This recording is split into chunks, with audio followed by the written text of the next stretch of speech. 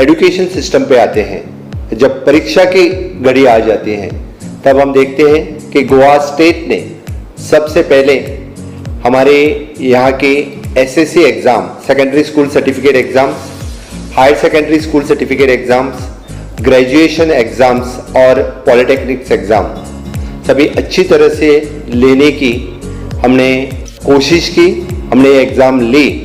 इस एग्ज़ाम्स को ऑब्स्ट्रक्शन करने के लिए यहाँ के ढेर सारे एनजीओज और पॉलिटिकल विरोध भी हुआ, वो कोर्ट में भी गए, लेकिन हमने एमएचए की गाइडलाइन और एमएचए का सपोर्ट की वजह से हम ये एग्ज़ाम ले सके।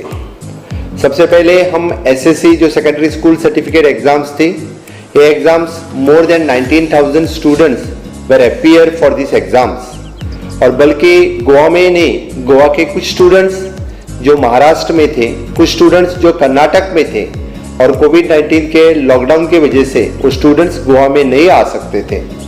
हमें उनके लिए महाराष्ट्र में एग्ज़ाम सेंटर ओपन कर दिया, कर्नाटक में हमने एग्ज़ाम सेंटर दे दिया, और सभी नॉर्म्स, कोविड-19 के नॉर्म्स का पालन करते हुए, जैसे कि सोशल डिस्टेंसिंग, मास्क, सैनिटाइजर, सभी का यूज़ करते हुए हमने सक्सेसफुल एग्ज़ाम यानी कंडक्ट की। गुजरात कॉमन एंट्रेंस टेस्ट,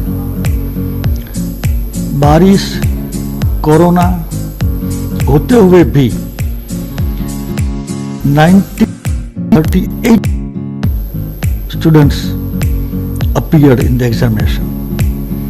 इसका मतलब ये हुआ कि कैंसिल करो की मांग करने वाले लोग, जो विद्यार्थी अपनी कैरियर बनाना चाहते हैं, उसका मन पहचानते नहीं है। गुजरात में 90 से ज्यादा परसेंटेज विद्यार्थी लोकल गुजकेट में अपीयर हुए। इसका मतलब है कि वो पढ़ना चाहते हैं। लंबी तैयारी के बाद जो विरोध कर रहे हैं वो बहुत कम परसेंटेज है, और ऑपोजिशन वाले को भी सोचना चाहिए कि जो करियर बनाना चाहते हैं उसका परसेंटेज 90% है। Some of the states, they were trying to prevent their best that NEET exam should not happen, even in the previous year also, not only this year.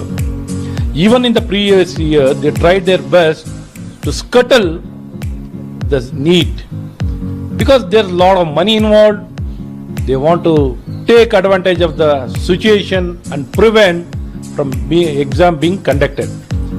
When exams are conducted across the country, every state, what is their problem? Activities going on, unlock has been done, revival of economy is going on, people are going and working. What is the problem? All prevention and precaution has been taken. Our state CET itself is a model. Even in Supreme Court, it has been shown how effectively, how successfully the CET exam has been conducted in the state of Karnataka. That is a model for other places and other institutions to conduct.